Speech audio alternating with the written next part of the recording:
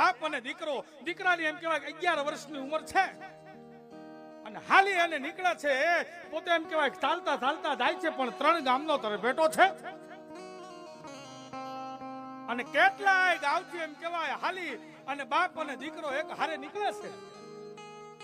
અને 3 ગામના તરભેટે આવી ખેતરાળ જમીનમાં આવી અને 11 વર્ષનો જે દીકરો છે ને એ બાપને કહે છે, બાપ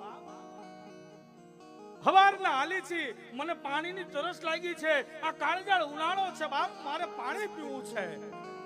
સાહેબ ચારે કોણ નજર કરે, કોઈ મનુષ્ય દેખાતું નથી, કોઈ માણસ દેખાતું નથી, પણ થોડેક દૂર નજર કરે ને તો પાણીનો કૂવો છે અને પાણીના કૂવા પાસે જાય અને એમ કહેવાય કૂવાની અંદર નજર કરે. 40 ફૂટનો એમ કહેવાય કૂવો છે અને કૂવાની અંદર એમ કહેવાય 5 ફૂટ પાણી ભર્યું છે અને બાજુમાં સીસણીયું છે. એ સીસણીયું એમ કહેવાય કે બાપ છે, દીકરાને પાણી પીવું છે. એ સીસણીયું એમ કહેવાય કૂવાની અંદર નાખે અને કૂવાની અંદરથી એમ કહેવાય પાણી સીસે. પણ સાહેબ ત્યારનો રૂપિયો પણ ગાડાના પૈડા જેવો, 100 રૂપિયાની નોટ હતી, વાસળી જેને કહેવાય, ઉપલા ખીચાની અંદર રહી ગઈ અને ગરીબાઈનું ઘર છે. ગરીબાઈ એમ કહેવાય કે આટો લઈ ગઈ છે. અંગના શરીર એમ કહેવાય કપડામાં થીગડા મારેલા છે બાપે. અને એનાથી આગળ વાત કરું સાહેબ, બાપ પાત્ર છે ને એની સાયકલ ની અંદર હવા પુરાવી અને કેટલા સમય સુધી પંચર નહીં કરાવે.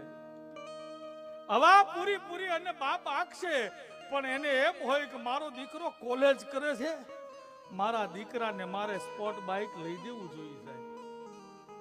કેટલાય સમય સુધી એમ કહેવાય બાપના કપડા મેં અને તમે થીગડા વાળા જોયા હોય, બાપના કપડા એમ કહેવાય ઇસ્ત્રી વગેરેના જોયા હોય, પણ બાપને એમ હોય કે મારા દીકરો બજારની અંદર નીકળે, મારો દીકરો એમ કહેવાય શેરી ગલીની અંદર નીકળે તો એ રાજકુમારનો દીકરો હોય ને એવો લાગવો જોઈએ. એ બાપનું પાત્ર છે ભાઈ.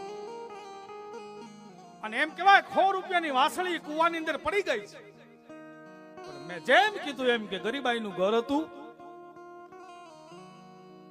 અનાજ પણ ખાવાનું એમ કહેવાય ટકનું ખાવાનું નહોતું અને 100 રૂપિયાની સેલી વાસળી વધી હતી અને પાણી બહાર કાઢી અને છોકરાને પાણી પાયું, પણ પૈસા પણ એના માટે એટલા જ જરૂરી હતા સાહેબ.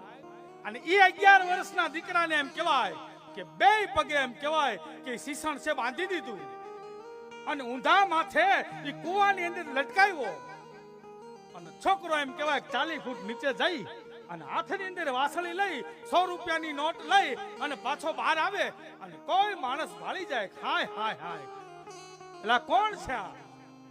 કે મારો દીકરો છે. પણ એ કે તારો દીકરો હોય તો આમ કૂવામાં કઈ ઉતારાય ખરા? કે ભાઈ ગરીબાઈ આટો લઈ ગઈ છે અને મારી પાસે 100 રૂપિયાની વાસળી હતી, આ છોકરાને પાણી પીવું હતું, મેં સીસણ નાખ્યું, સીસણ નાખવામાં મારાથી ઊંધું જોવાઈ ગયું એટલે મારા ઉપલા ખીચામાંથી 100 રૂપિયાની નોટ પાણીમાં પડી ગઈ. આ છોકરાને એમ કહેવાય 2 પગે બાંધી અને સીસણમાં મેં કૂવામાં ઉતાર્યો અને 100 રૂપિયાની નોટ લઈ અને મારો દીકરો બહાર આવ્યો છે. અને ત્યારે એ માણસે એ દીકરાને પૂછ્યું, બેટા જ્યારે એમ કહેવાય તને કૂવાની અંદર ઊંધો લટકાડ્યો ત્યારે તને બીક નહોતી લાગતી? ત્યારે તને ડર નહોતો લાગતો? કે ભાઈ મને ડર લાગતો તો કે આ કૂવાની અંદર હું ઉતરું અને આની અંદરથી મને એવું કઈક ઝેરી જનાવર કરી જાય, મારું મૃત્યુ થાય. અરે એમ કહેવાય કે આ કૂવાની અંદર હું ઊંધો લટકતો હતો અને કદાચ ઈ સીસણ ઈ દોરડું તૂટી જાય તો પણ મારું મૃત્યુ થઈ જાય.